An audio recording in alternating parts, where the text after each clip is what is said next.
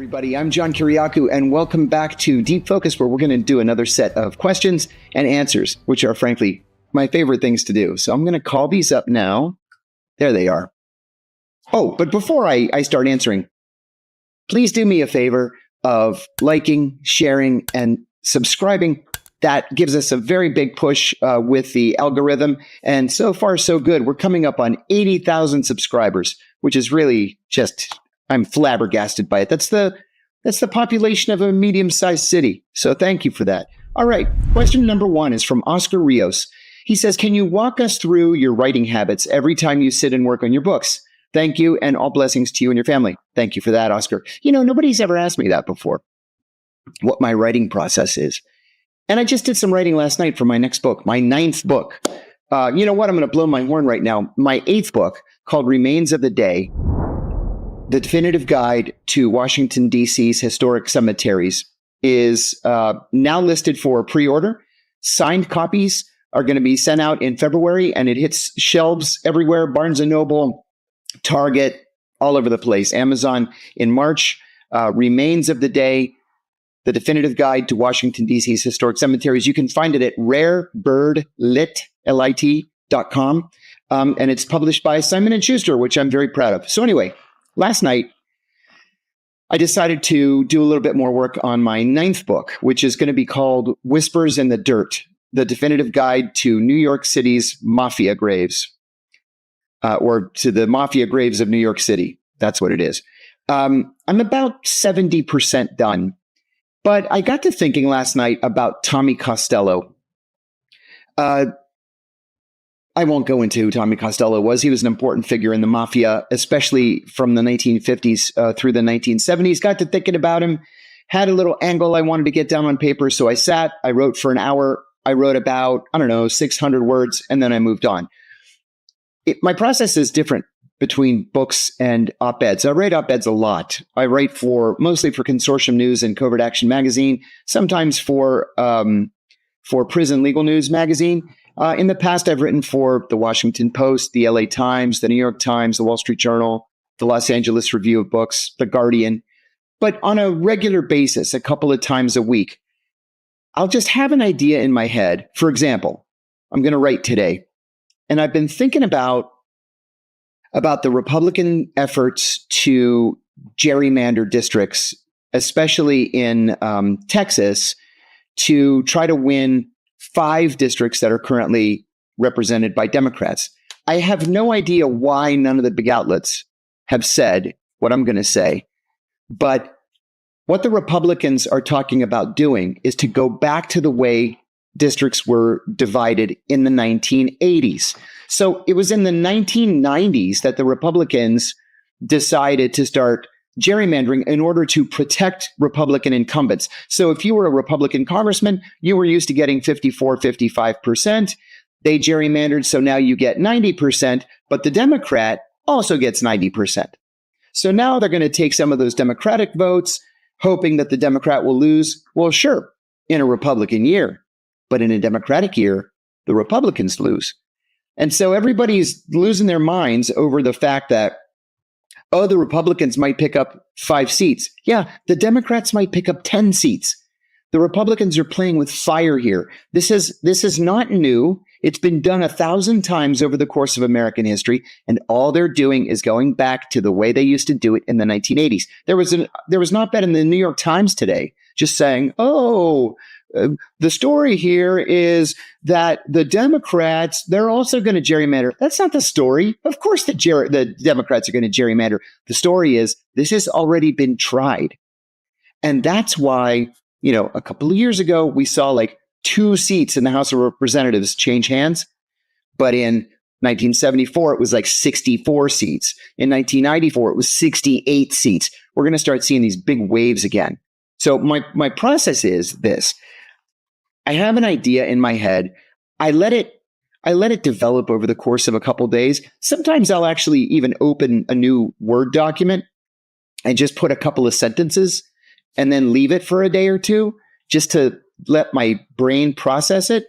And then when I feel like I'm ready to go, and today I'm ready to go, I'll sit and bang it out. And usually an op-ed, An op-ed is supposed to be between 700 and 1,200 words, and I can usually do that in an hour or 45 minutes if I feel strongly about it. That's what I'm going to do today. With the book I need to do it in waves.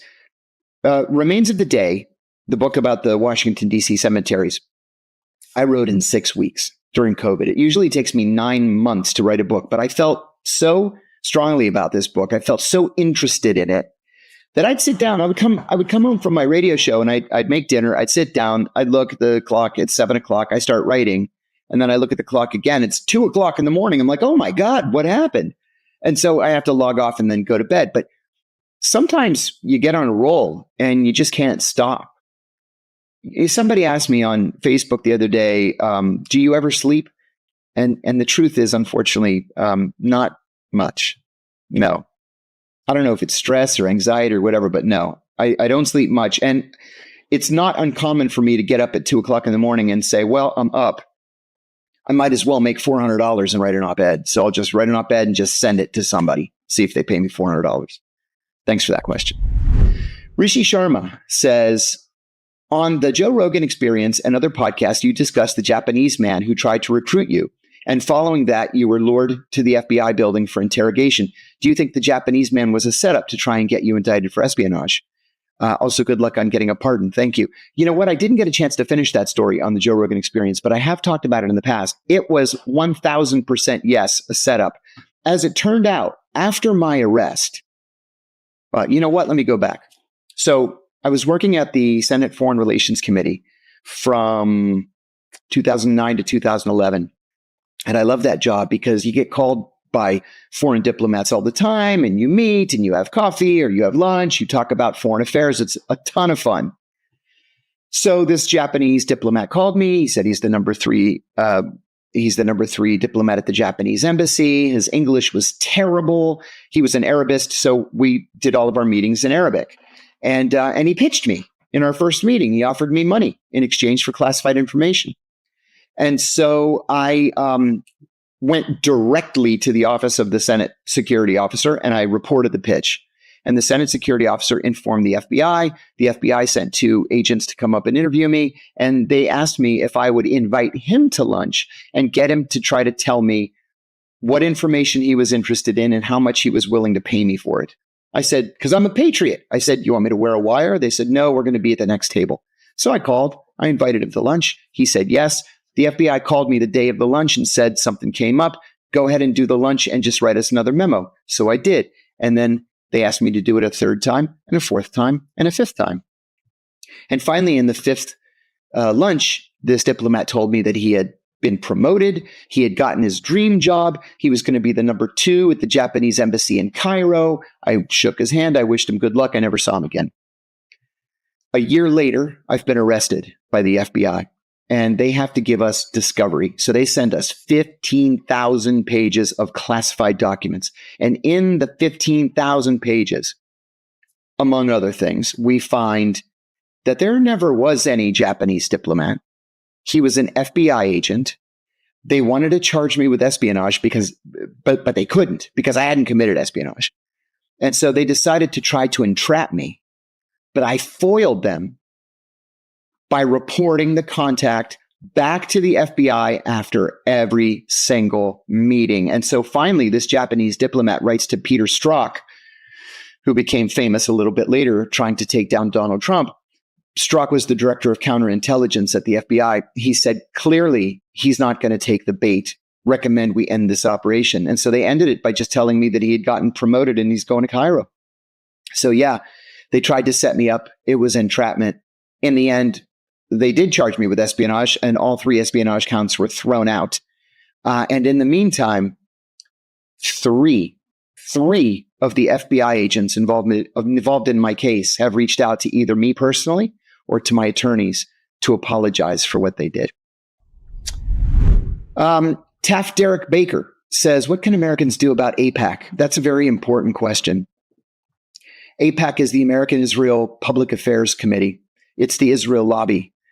It gets special treatment because it does not have to register as a foreign agent with the Department of Justice.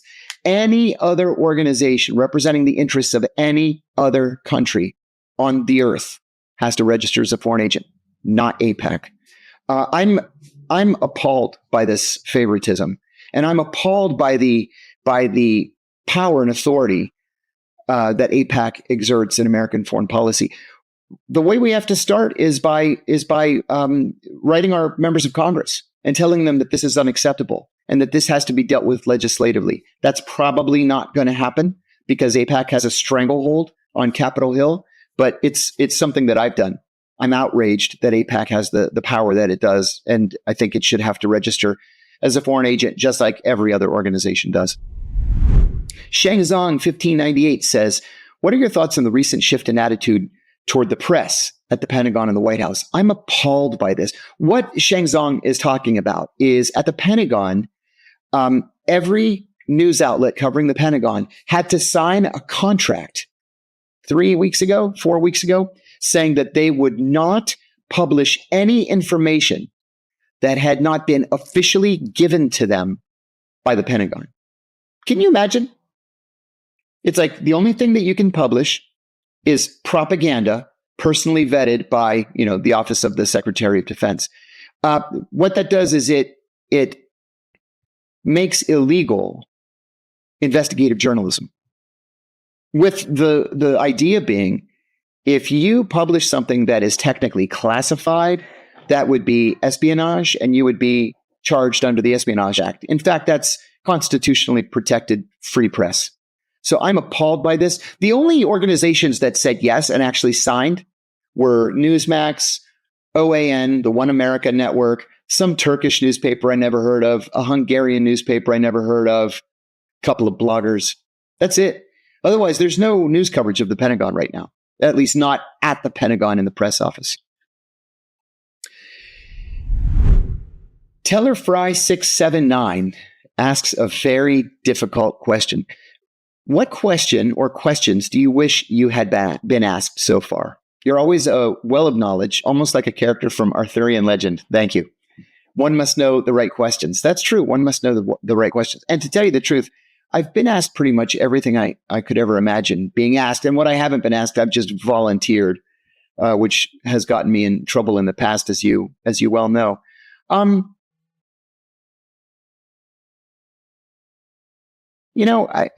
I think an issue that I probably haven't talked about that I'd like to talk about more is personal respect, or the respect of one's children.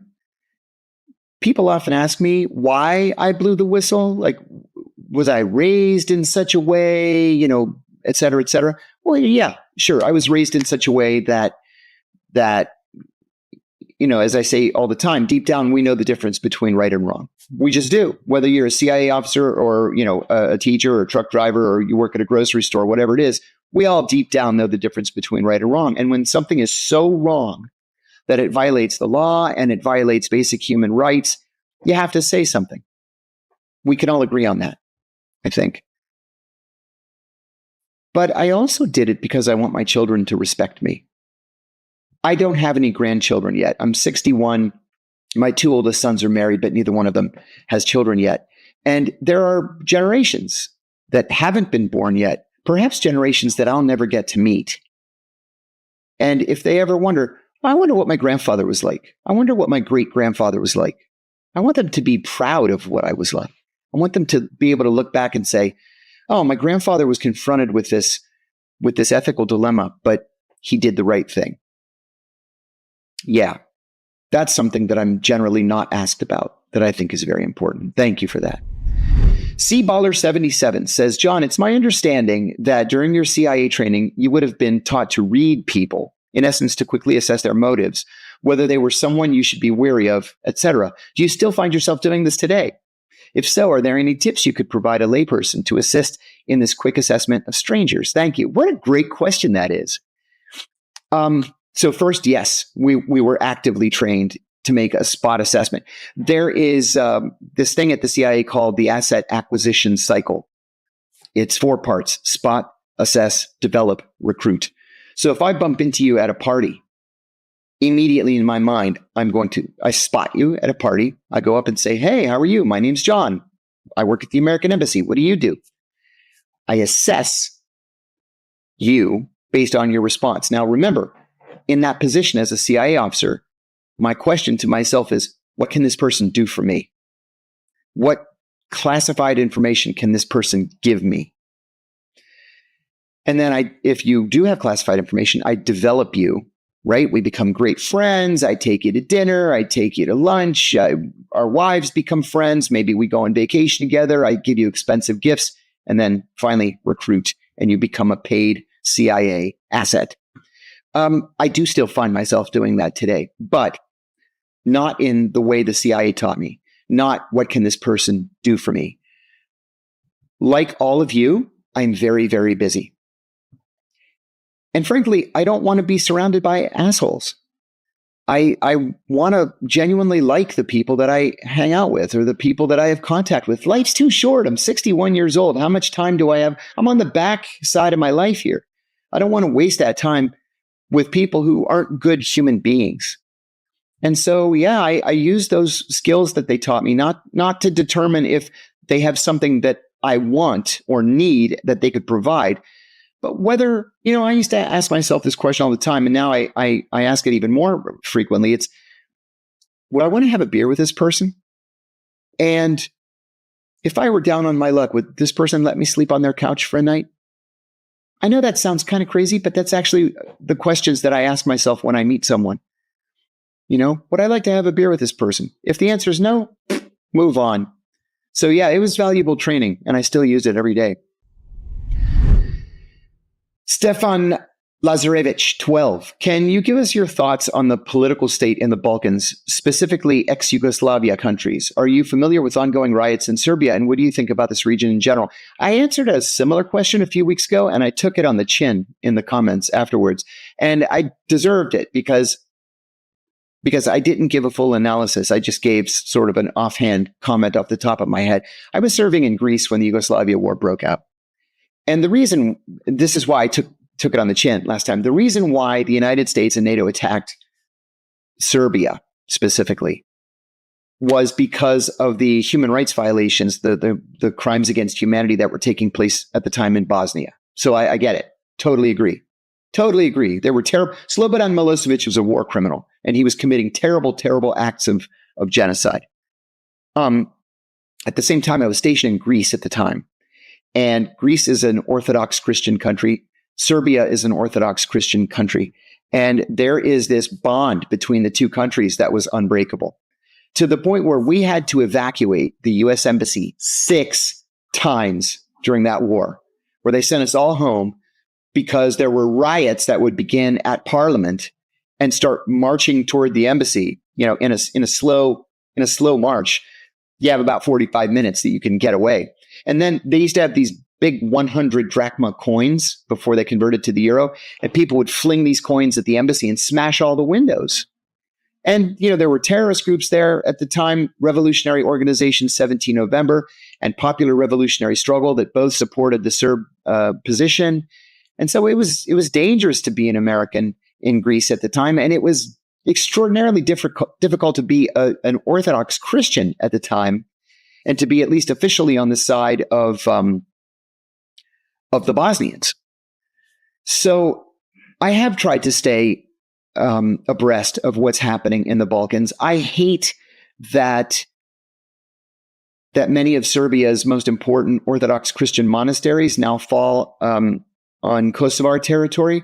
The Kosovars, of course, say that the Serbs have free access to any churches or holy sites that they want access to. I think that's probably true, but then there are more minor issues that flare up and cause problems between the two. I'm very glad that other countries making up the former Yugoslavia, like Croatia, for example, or Slovenia, have made great economic comebacks or economic strides. I hope that the same thing for Serbia, although it's been a little slower. I will say that I am biased, extraordinarily biased, against what is now called the Republic of North Macedonia. Macedonia is Greek, 100%. Alexander the Great was Greek. There is no such place as the Republic of North Macedonia, as far as I'm concerned. They can call it the Republic of Upper Vardar. They can call it whatever else they want. I hate the fact that they use the word Macedonia. It's stolen history. But other than that, God bless. Montenegro's in NATO now, of all things. So now we have to protect Montenegro. But I wish the best for the former Yugoslavia. I hope that the Serbs find peace and prosperity, and I'll continue following it. Super Shirley's says, "Hi, John. I just happened to hear you on a podcast and I cannot get enough of your story. Thank you. Question: knowing what you do now, if you could go back and change your life story, would you still join the CIA? Praying that you get that presidential pardon. God bless." Thank you, Super Shirley's. I'm smiling because I've actually given different answers to this question over the years. Sometimes I say, yes, I would do the same thing. The only way to change the CIA is from the inside. Nobody else blew the whistle. I was the only one that blew the whistle on the torture program, so maybe there would still be torture, blah, blah, blah. But then there are other interviews in which I've said, and I've said it seriously, it may have sounded like a joke, but I'm serious. I should have gone to film school. I don't know. I've told all of my children, I have 5 children, and I've told all of them that I absolutely, positively don't ever want to hear the words "I want to work for the CIA" ever come out of their mouths. And thank God they don't. My eldest son is a bond trader. My second son is an elementary school music teacher. My third son is a junior in college studying supply chain economics. My daughter's a sophomore in college studying, well, she's not sure what she's studying. And I have a 14-year-old. I think that I probably would do the CIA thing over again. And I would not have waited as long as I did to blow the whistle. Somebody had to say something. This was a disgusting, disgraceful crime against humanity that we were committing with smiles on our faces, and somebody had to say something. I'm glad that it was me. I'm sorry that I waited as long as I did. And the last question is from Muffin Cooper. "John, so glad I discovered you and your story recently. Thank you for that. I've been binging on your interviews and various other podcasts. I honestly had no idea of the inner workings of the CIA and what goes on behind that curtain. I truly hope you're finally pardoned. I appreciate it. I consider you a true American hero. And speaking of heroes, did you ever have the opportunity to meet Tony Mendez, who rescued the 6 Americans in Iran?" Not only did I meet Tony Mendez, I worked with Tony Mendez, and I am so proud of it. And his wife, Jonna Mendez. Tony Mendez and Jonna Mendez were the creators of the CIA's disguise program. They wrote a book together, which I highly, highly recommend. I did a thing with Tony Mendez in the 90s. I can't say what it is. I'm signed a secrecy agreement that I have to take to the grave on this one because it was so sensitive. It was so sensitive. My station chief came into my office one day and he said, "You got a cable from headquarters today." I said, "Okay, get 100 cables a day from headquarters." He said, "This one is so highly classified that even I'm not allowed to read it." And I was like, "What?" And he said, "Yeah, you've got to sign a secrecy agreement and then go to the communications shack," which was the, 6 levels above top secret room in the embassy where all the cables come in and go out and all the equipment and the computers are. Nobody was allowed in there except the communications officers. But I had to sign this document. And then the communications officer gave me this cable that was inside a folder and then sealed in an envelope. And I said, "What's this about?" And he said, "Dude, I send the cables out and I receive the cables coming in. I don't read them." So the cable was from Tony Mendez. And he said, "You don't know me, but I'm the head of disguise. And an issue has come up and the agency needs you. You have to come back for 6 weeks starting in June. And we'll brief you once you get here." So I went back to my station chief. I said, I got to go back home in June. They want me to do an operation, but it's so sensitive they couldn't put it in writing. And he's like, "Well, this came from Tony Mendez, so you're good to go. Just go. So I booked a flight home. I went home. As I said, Tony Mendez was the director of disguise. And so, man, they made a disguise. Whew. I wish I could talk about it. I'd like to actually write a book about it, but I can't. And the operation was successful. And so I flew back to my station in August. And then in like December, Tony Mendez flew out to my location